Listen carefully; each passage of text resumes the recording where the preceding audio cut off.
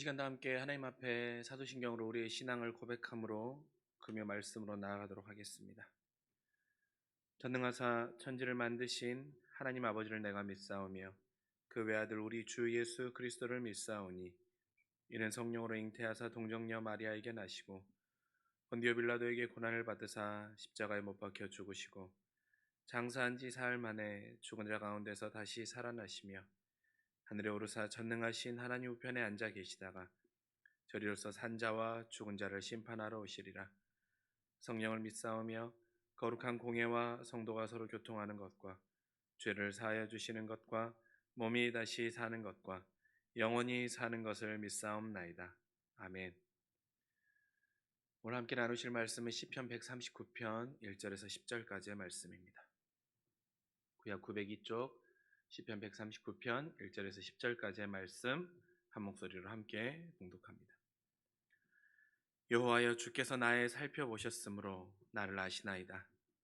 주께서 나의 앉고 일어섬을 아시고 멀리서도 나의 생각을 밝히 아시오며 나의 모든 길과 내가 눕는 것을 살펴보셨으므로 나의 모든 행위를 익히 아시오니 여호와여, 내 혀의 말을 알지 못하시는 것이 하나도 없으시니이다.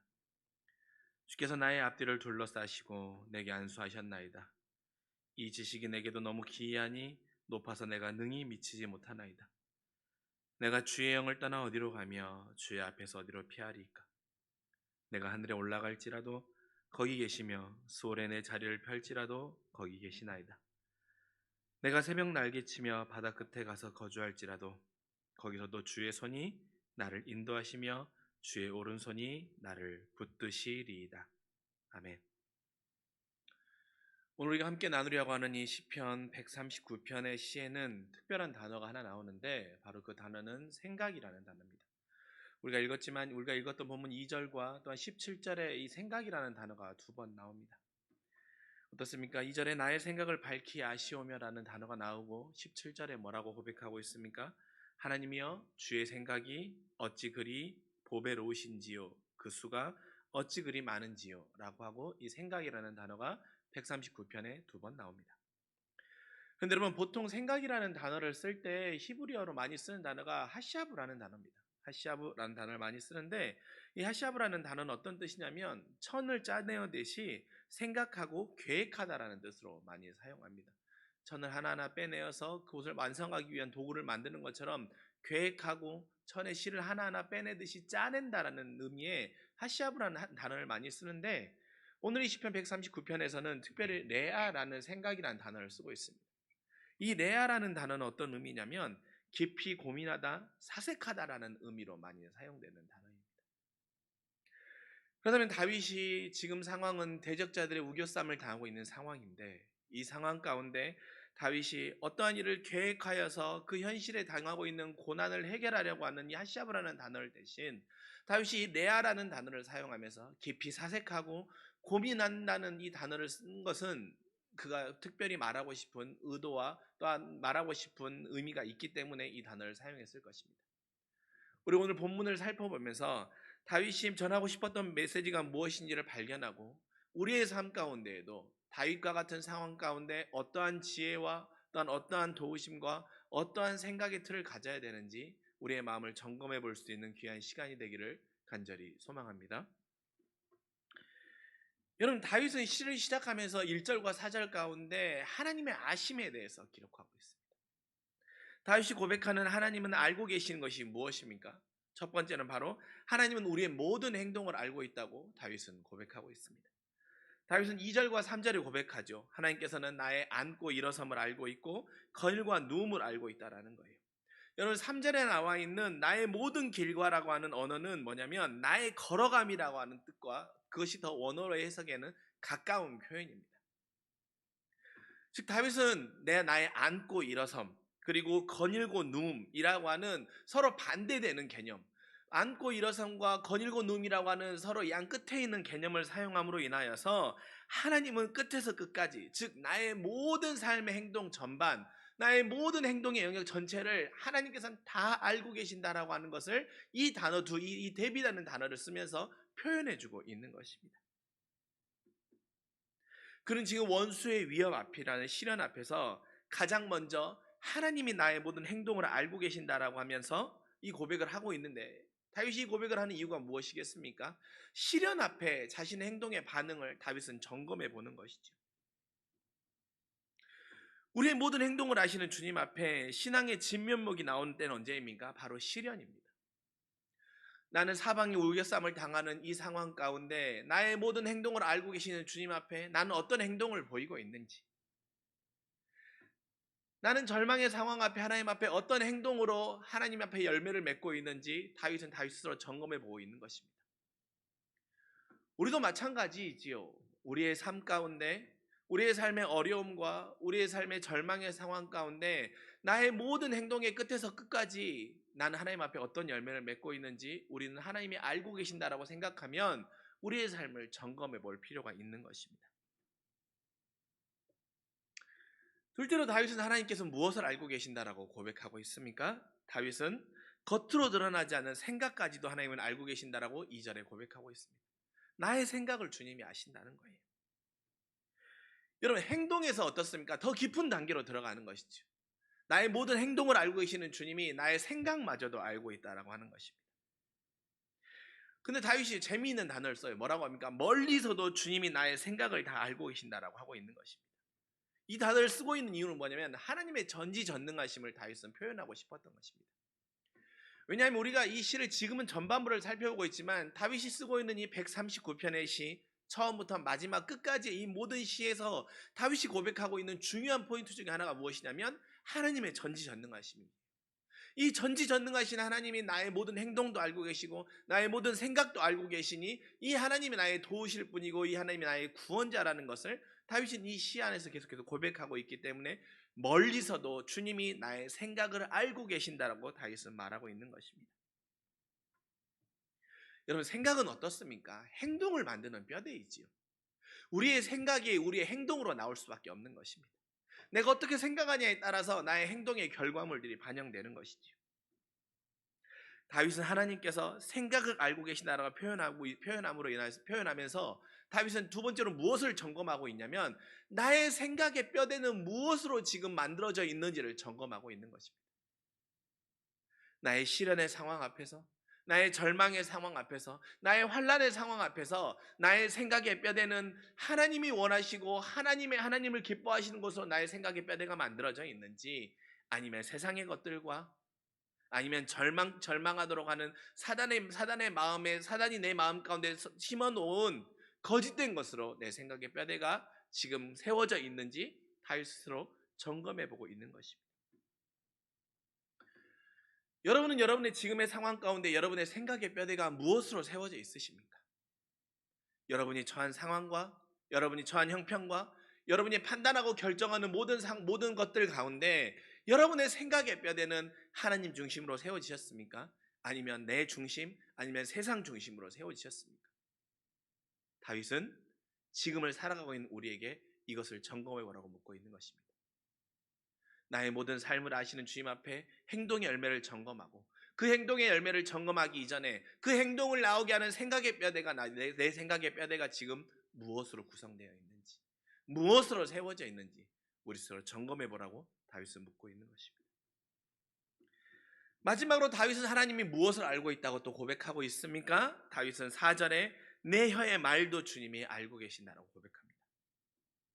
여러분, 이 표현을요, 공동번역 성경에서는 이 구절을 이렇게 표현해 놨더라고요. 내 입을 벌리기도 전에 무슨 소리를 할지 하나님은 다 알고 계신다는 거예요. 하나님은 내가 내 입을 벌려서 어떤 말을 하기도 전에 하나님은 내 말에 대해서도 다 알고 계신다는 거예요. 우리 하나님 너무나 전지전능한 분이신 거죠. 즉 성령께서는 우리의 입을 통해 나오는 말이 우리가 하나님과 시련 앞에 어떤 말들로 채워져 있는지 스스로 돌아보라고 점검의 포인트를 또 하나 주고 있는 것입니다. 생각의 뼈대를 가운데 놓고 나의 행동과 나의 말이 무엇으로 지금 채워지고 있는지 다윗은 점검해 보라고 하고 있는 것입니다.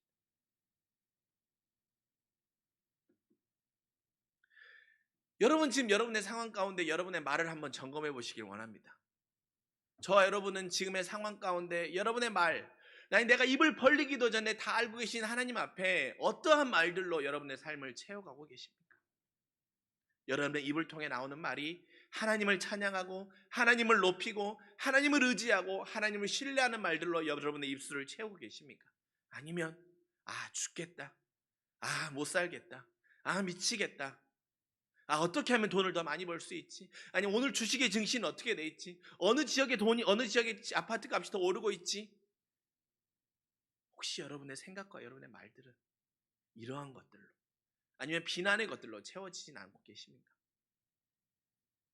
하나님은 지금을 살아가고 있는 우리에게 우리의 행동과 우리의 생각과 우리의 말들을 먼저 점검하라고 다윗을 통해서 우리에게 들려주고 있는 것입니다. 다윗은 하나님 앞에서 우리가 어느 것 하나 숨길 수 없음, 그래서 하나님이 다 알고 계신다라는 것을 고백하였습니다. 그렇다면 여러분은 하나님이 나의 모든 것을 다 알고 계신다라고 하는 이 반응 앞에, 이 고백 앞에 어떠한 반응을 보이십니까? 다 알고 계시기에 속일 수 없음에도 혹 여러분은 하나님을 속일 수 있다라고 하는 어리석음과 교만함과 미련함에 빠져 있지는 않으십니까? 아니면 다 알고 계시다고 하면서 나의 삶 가운데 지금 이러한 결과를 주셨습니까? 라고 하면서 주님을 원망하고 계시지 않으십니까? 아니 다 알고 계시면 나를 형통하게 하셔야지 왜 지금 나를 이 기쁨스러운 가운데 놓으셨냐라고 하면서 주님 앞에 원망으로 나아가고 있지는 않으십니까? 아니면 혹시 다 알고 계신다라는 진실 앞에 하나님이 나를 다 알고 계셔라고 하는 감시받고 있는 마음 가운데 불안해하거나 하나님에 대한 잘못된 인식을 우리 스스로 갖고 계시진 않으십니까? 그런데 여러분 다윗은요 하나님이 다 알고 계시다라는 이 상황 가운데 보통의 인간들이 보이는 반응과는 정반대의 반응을 보입니다. 다윗은 하나님이 다 알고 계시다라는 것은 보호와 사랑이라는 것을 우리에게 들려주고 있습니다. 지금의 상황도 그리고 새롭게 세워야 되는 생각의 뼈대도 그리고 입술의 고백도 하나님이 다 알고 계시기에 내 자녀가 나와 멀어지는 것을 막고 계시다라고 하는 것을 다윗은 하나님의 사랑, 결국 하나님이 우리의 삶의 모든 것을 다 알고 계시다라고 하는 것은 하나님이 나를 향한 사랑과 관심의 표현임을 다윗은 우리에게 들려주고 있는 것입니다. 결코 하나님이 나의 모든 것을 다 알고 계시다는 것은 나를 감시하는 것이 아니고 결과론적으로 생각하여서 나의 억울함에 대한 하나님에 대한 원망의 마음의 표현의 도구가 되는 것이 아니라 나를 더욱더 선하고 나를 더욱더 아름답고 날 이 세상 가운데 더욱더 하나님의 자녀로 존귀하게 살기를 원하시는 하나님의 관심이 하나님의 다 알고 계심에 스며 있음을 다윗은 우리에게 들려주고 있는 것입니다. 그렇게 우리가 우리의 생각의 뼈대를 중심으로 행동과 말을 점검하며 하나님과 멀어지고 있는 행동과 말이 아닌 하나님과 깊어지는 관계로 나아갈 수 있는 우리의 생각의 뼈대와 우리의 행동의 열매와 우리 입술의 말의 열매가 맺혀질 수 있기를 주님의 이름으로 간절히 축원합니다. 다윗은 두 번째로 우리의 모든 걸 알고 계신 하나님께서 우리를 돕는 방법, 또한 하나님께서 우리를 어떻게 돕고 계시는가에 대해서 두 번째 단락에서 들려주고 있습니다. 하나님은 우리를 어떻게 돕고 계십니까? 첫 번째는 무엇입니까? 강력한 손이 되어주신다라고 다윗은 우리에게 들려주고 있습니다. 5절과 10절입니다. 5절과 10절에 다윗은 동일하게 주의 손의 일하심에 대해서 말하고 있지 않습니까? 5절에 뭐라고 말씀하시고 있습니까? 하나님의 손이 내게 안수하셨다라는 거예요. 이 표현은 다른 번역에서는 주님의 손이 내 위에 있다라는 거예요. 또한 10절에서는 뭐라고 고백합니까? 주의 손이 나를 인도하시고 주의 오른손이 나를 붙들고 계시다라고 다윗은 고백하고 있습니다. 내가 수월과 같은 상황 앞에서도 절망과 낙심의 마음을 빼앗기지 않는 이유가 다윗은 분명히 하고 있는 것입니다.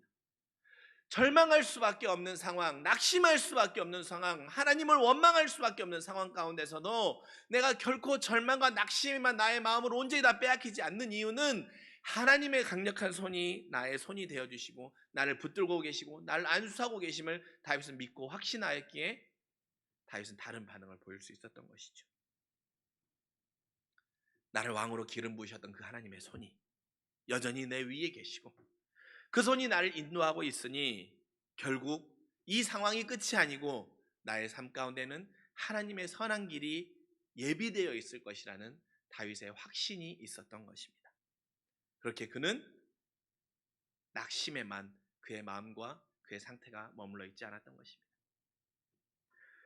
특별히 강력한 능력을 표현하는 오른손이 다윗을 붙들고 있다라고 다윗은 고백하고 있지 않습니까? 그렇게 어떤 절망의 상황도 잠시 내가 움츠려들게 하는 도구가 될 수는 있지만 나를 완전히 넘어뜨릴 수 없다라는 것을 다윗은 알았습니다. 여러분, 절망은요, 우리를 잠시 움츠려들게 하고 잠시 우리를 낙심케 할 수 있는 도구가 될 수 있을지는 모르지만 결코 우리를 완전히 파괴시키고 완전히 우리를 망가뜨리는 도구가 될 수는 없는 것입니다. 그렇게 절망의 상황 앞에서도 주께서 강력한 손이 되고 있음을 믿는 자는 흔들릴 수는 있지만 결코 넘어지진 않는 것입니다. 그러나 주님이 나의 강력한 손이 됨을 믿지 못하는 자, 그래서 세상의 강력한 손을 원하는 자, 세상의 모든 세상의 만몬을 강력한 손으로 붙잡는 자는 그것들이 사라져버리면 넘어지는 것이고 재기하고 다시 일어나는데 너무나도 많은 시간이 걸리고 결국엔 다시 일어나지 못하는 모습을 우리도 너무나도 많이 보고 있지 않습니까? 여러분은 어떠한 손을 원하십니까?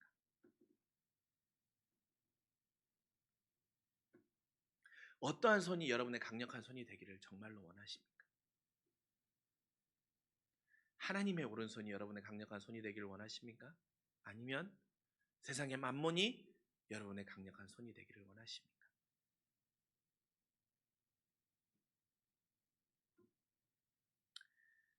우리가 고난도 돌파할 수 있는 길도 넉넉히 이길 힘도 지금의 내 현실 앞에서 하나님의 강력한 손 말고 무엇이 있을 수 있겠습니까? 우리의 삶을 돌아보며 다른 것들이 내 손이 되기를 바라는 마음이 헛되고 어리석음임을 우리가 기억하고 하나님의 강력한 손이 나의 능력이며 나의 전부이며 나의 힘이 됨을 기억하고 그 손을 붙잡고 나아가고 그 손을 의지하고 나아가고 그 손을 신뢰하며 나아가는 믿음의 귀하고 복된 주의 자녀들이 되실 수 있기를 주님의 이름으로 간절히 축원합니다. 둘째로 다윗은 하나님이 우리를 돕는 것에 대해서 절망의 상태에 떨어져 있는 우리의 자존감을 회복시켜 준다고 말씀하고 계십니다. 아니 더 정확하게 표현하면 절망의 상태에 떨어진 우리의 자존감을 하나님이 올려주신다는 거예요. 다윗은요 13절부터 18절까지 기묘하신 하나님의 계획과 섭리를 다윗은 고백하고 있습니다. 특별히 13절과 14절의 말씀에 이것이 잘 나와 있는데요. 하나님은 내 모태서부터 내가 태어날 때를 정해주시고 내 모든 부분을 주께서 창조해 주셔서 이 모든 일이 놀랍고 이 모든 일로 주님께 감사한다고 고백하고 있는 것입니다. 다윗은 현재 주님의 섭리가 놀랍고 감사할 수 있다고 고백하는 형편이 결코 아닙니다. 사방이 우겨쌈을 당하는 상황이고 원수들이 자신을 조롱하고 있는 상황입니다. 그러나 그가 성령을 통해 깨달음을 얻었던 것입니다. 미처 놓치고 있던 부분을 알았던 것입니다. 그것은 바로 무엇입니까? 내가 어떤 존재인지에 대한 것입니다. 그리고 내가 누구의 소유이며 내가 어떠한 계획과 섭리 가운데 이 땅에 태어났고 지금 이 길을 걷도록 하고 있음을 다윗은 깨달았던 것입니다. 알고 나니 절망의 상태에 떨어져 있는 내 자존감의 삶에 대한 소망이 다시 회복되어서 감사할 수 있었던 것입니다. 여러분, 유한한 인간은요 절망의 시점에 비난과 파괴와 비판으로 자신을 괴롭힙니다. 심지어 그것으로 자신을 세상에서 가장 비극적인 인물로 만들어버리도록 하는 사단의 계략에 쉽게 넘어가 버립니다. 그래서 나중에는 거기서 벗어나지 못하고 염세적으로 변해버리기도 합니다. 주님을 믿어도 하나님을 나의 아버지라고 고백해도 아무 소용이 없더라. 그래서 내가 지금 내 상황 가운데 만나는 결과물이 이거밖에 없더라라고 하는 염세적인 마음으로 그래서 자신의 자존감도 모든 것들이 바닥을 쳐버린 것이죠. 인간은 유한하기 때문입니다. 하지만 다윗은 유한한 인간이 한계의 끝자락에서 무한하신 하나님을 만나면 그분이 우리의 자존감을 회복시켜 주셔서 보지 못하고 있는 것을 보게 한다고 고백하는 것입니다. 다윗은 바로 무한한 하나님을 만나는 것이죠. 다윗이 그 무한한 하나님을 만날 수 있었던 그 터닝의 포인트가 무엇입니까? 바로 자신의 삶에 대한 그 계획을 다윗이 보았기 때문입니다. 그 분명한 시점이 나오는데요. 그 시점은 바로 오늘 말씀을 시작하며 처음에 서두에 말씀드렸던 나의 생각과 하나님의 생각이라고 하는 그 생각에 썼던 레아라는 단어에서 그 돌파구를 찾을 수 있습니다. 다윗은 어떻습니까? 위기의 상황 가운데 내몰려 있을 때에는 내 문제에 매몰되어 있을 때는 나의 생각을 아시는 주님이라고 그 고백해요. 나의 생각을 아시는 주님이라고 고백합니다. 그런 어떻습니까? 그가 17절에 주의 생각이 너무나도 보배롭고 아름답다고 고백합니다. 사람의 생각인 나의 생각과 그의 생각에서 주의 생각으로 그의 생각이 확장될 수 있었고 건너갈 수 있었던 계기가 무엇입니까? 바로 우리가 나누었던 것처럼 13절과 18절까지 14절까지 나와 있었던 창조주 하나님을 기억하면서부터입니다. 그가 창조주 하나님을 기억하기 전에는 유한한 생각에 머물러 있어서 자신의 고난 앞에 급급해 있었던 것입니다. 그러니 자존감이 떨어질 수밖에 없었던 것이지. 하지만 자신의 소유라고 생각했던 생명이, 이것이 전부라고 생각했던 그 생각이 창조주 하나님을 생각하고 이 모든 소유가 하나님의 것임을 다윗이 발견하게 되었을 때 다윗은 16절의 고백으로 이 고백을 하고 있는 것입니다. 나의 형질이 갖추어지기 전부터 주께서 나를 보고 계셨고 나에게 정하여진 날들이 아직 시작하기 전부터 이미 주의 책에 다 기록되어 있습니다라고 다윗은 고백하고 있는 것입니다. 제가 조금 쉬운 성경의 버전으로 풀어서 여러분들께 말씀드렸습니다. 나의 형질이 갖추어지기 전부터 주께서 나를 보고 계셨고 나에게 정하여진 날이 아직 시작되기 전에 이미 주의 책에 다 기록되어 있었다라는 거예요. 그래서부터 내가 태어날 날을 정해주시고 내 모든 부분을 창조하신 이 모든 일이 놀랍고 기이하고 감사하다고 고백하고 있는 것입니다. 창조주 하나님께서 나의 모든 삶의 계획과 내가 이 땅 가운데 어떻게 살아가야 되며 내 삶의 모든 형통함을 알고 계시는 그 하나님이신데, 그 하나님이 나를 선하게 인도하실 것이고 그 하나님이 나를 온전히 회복하실 것이고 그 하나님을 믿고 신뢰하는 내 마음만이 굳게 세워진다고 하면 상황이 결코 나를 넘어뜨릴 수 없다라고 하는 그 감사의 고백을 다윗은 창조주 하나님을 기억하면서, 창조주 하나님을 발견하면서, 무한하시고 전지전능하신 하나님을 보게 되면서부터, 그의 생각이 그곳으로 건너가면서부터 다윗은 절망의 상황 가운데 감사의 상황을 고백할 수 있었던 것이고 나의 생각이 하나님의 생각으로 넘어갈 수 있었던 것입니다. 그래서 여러분, 인간의 생각에서 하나님의 생각으로 건너간 자가 보이는 삶의 태도가 있거든요. 창조주 하나님을 기억하는 그 계기를 통하여서 인간의 생각에서 하나님의 생각으로 넘어간 자가 보이는 태도가 있는데, 그건 다윗이 우리에게 들려주고 있습니다. 그것은 바로 23절입니다. 하나님 앞에 나를 철저히 시험해 보라고 고백할 수 있는 것입니다. 하나님, 나를 철저히 시험해 보십시오라고 고백할 수 있는 것입니다. 나를 시험하사 내 뜻을 아옵소서라고 다윗이 고백합니다. 여러분, 이렇게 고백하면 내 삶의 환난은 어떻습니까? 내가 주님 앞에 더욱더 경건하며 신뢰하며 맡기지 못했던 것들이 드러나는 장치가 됨을 스스로 고백할 수 있는 것입니다. 그 장치가 되어서 그것들을 발견하여서 더욱더 하나님을, 내가 여전히 하나님을 신뢰하고 여전히 의지하고 못하는 것들, 환난의 상황 앞에서, 시험의 상황 앞에서 여전히 내 생각과 여전히 세상의 반응과 여전히 세상의 행동으로 해결하려고 하는 이 모습들을 발견하여서 이것들을 주님 앞에 내려놓고 이것들을 주님 앞에 맡길 수 있는 장치들이 되기에, 이 시험은 하나님 앞에 감사로 고백할 수 있기에 하나님, 나를 계속해서 시험하여 보소서라고 고백하는 것이 하나님의 생각으로 옮겨간 자의 삶의 태도임을 다윗은 우리에게 들려주고 있는 것입니다. 시험이 찾아온 때마다 인간의 생각의 악함이 무너짐들이 이제는 주님 앞에 온전함으로 변하고 싶은 계기로 다윗은 삼고 싶었던 것이지요. 시험을 그 계기로 삼고 싶었던 것입니다. 시험을 온전한 하나님으로 만나고 싶었던 계기로 쓰고 싶었던 것입니다. 우린 하나님 앞에 나를 시험하셔서 내 안에 정하지 못한 것들이 드러나게 해달라는 고백을 드릴 수 있습니까?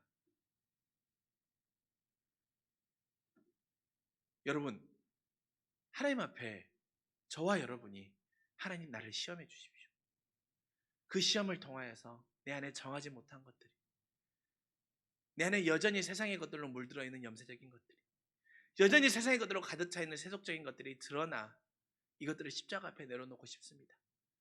그런데 나의 의지와 결단으로 되지 않으니 하나님, 나를 시험하셔서 이것들이 무너질 수 있도록 해주십시오라고 여러분, 하나님 앞에 이 고백을 드리실 수 있으시겠습니까?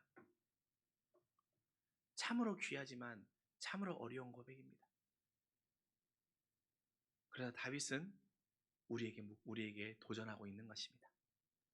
나의 생각에서 하나님의 생각으로 건너간 자는 하나님 앞에 나를 시험해 달라고 고백할 수 있다는 말이죠. 그렇다면 여러분, 우리의 인생 가운데 지금 상황 가운데 놓인 수많은 고민과 수많은 시험과 수많은 절망과 수많은 환난은 결국 하나님이 나를 모르신다라고 하는, 왜 하나님 나를 모른 척 하십니까? 라고 하는 것이 아니라, 하나님 나를 시험하셔서 내가 더욱더 하나님과 온전하여지고 하나님과 더욱더 형통하여지고 하나님의 자녀됨을 원하시는 하나님의 마음을 발견할 수 있는 계기이며 도구임을 우리가 고백한다고 한다면, 그것은 바로 우리의 생각이 하나님의 생각으로 건너가고 있는 귀한 과정이라고 우리는 믿음으로 고백할 수 있게 되는 것입니다. 이제 말씀을 마치려고 합니다. 다윗은 비록 어려운 상황이었지만 그가 환난에 벗어남보다 더 원하는 것이 있었습니다. 나의 생각에서 하나님의 생각으로 건너갔던 다윗은 자신의 어려운 시련의 해결책보다 더 간절히 원했던 것이 있는데, 그것은 바로 24절의 고백입니다. 하나님, 나를 영원한 길로 인도하여 달라는 고백입니다. 그가 하나님의 생각에 합당한 길을 지속적으로 살고 싶었던 것입니다. 영원한 길로 인도하여 주소서. 하나님의 생각에 붙들림 받는 길로 인도하여 주소서. 하나님이 기뻐하시는 길을 걷는 길로 나를 인도하여 주소서. 하나님만을 온전히 신뢰하는 길로 나를 인도하여 주소서. 하나님만을 찬양하는 길로 나를 온전히 인도하여 주소서.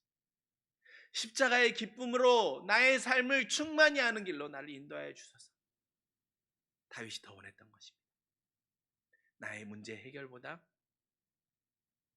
영원한 길이 되신 하나님의 생각에 붙들려 순종하는 삶으로 인도해 달라는 고백으로 다윗은 이 시를 마치고 있는 것입니다.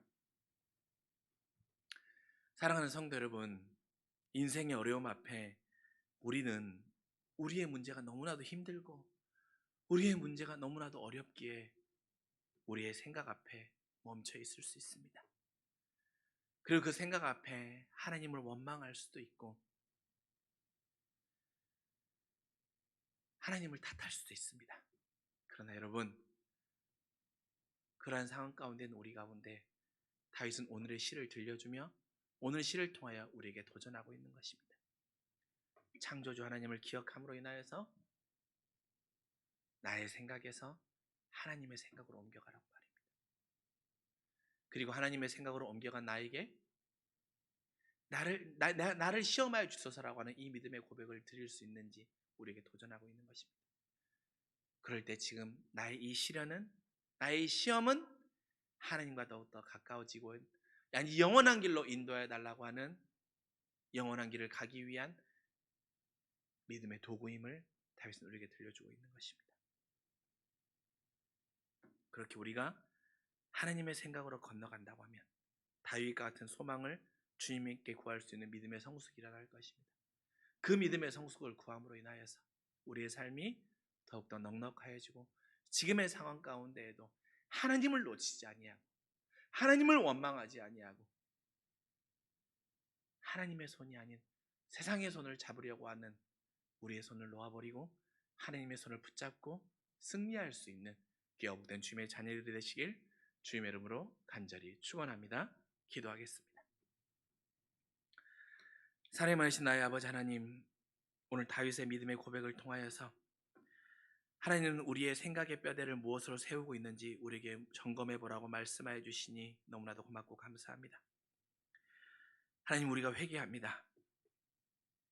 내가 지금의 상황 앞에 세상의 생각의 뼈대들로 나의 삶의 뼈대를 세우고 나의 모든 행동이, 나의 모든 말이 세상의 것들로만 채워져 있었고 세상의 즐거움과 만족들로만 채워져 있었던 나의 모습을 회개하오니 주님 용서하여 주시옵소서.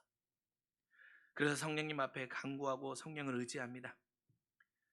우리의 생각의 모든 뼈대를 하나님 중심과 십자가 중심과 그리스도 중심으로 바꾸어 주시옵소서. 하나님, 오늘 다윗을 통하여서 주님이 나의 강력한 손이 되어 주신다고 고백하여 주시고 들려주시니 너무나도 고맙고 감사합니다. 또한 나의 절망의 상태로 떨어져 있는 자존감을 회복하여 주신다고 고백하여 주시니 너무나도 고맙고 감사합니다.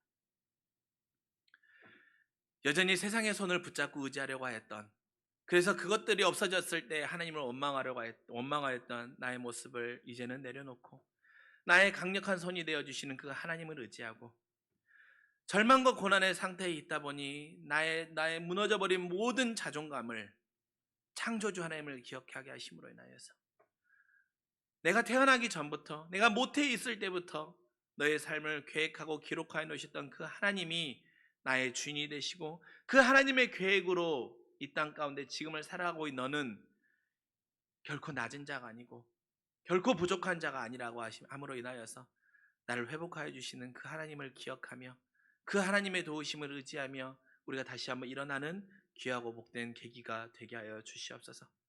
또한 아버지 하나님, 다윗은 하나님의 생각으로 옮겨가였기에 나를 시험해 달라고 주님 앞에 고백합니다. 우리에게도 이 믿음의 위대한 도전이 있기를 원합니다. 그래서 내가 지금 당하는 시험이 나를 영원한 길로 인도하시는 그 하나님과 가까워지기 위한 도구임을 기억하여 결코 절망에만 머물러 있는 것이 아니라 영원한 길로 인도하기를 원하는 하나님의 뜻을 발견하고 그 하나님이 나의 하나님이 되어서 결국 하나님은 나를 선하게 하실 것이라고 하는 그 믿음의 신뢰를 잊지 아니하며 감사함으로 넉넉히 승리하며 나아갈 수 있는 우리가 되게 하여 주시옵소서. 이 모든 말씀 그리스도가 되신 우리 구주 예수 그리스도의 이름으로 간절히 기도합니다. 아멘.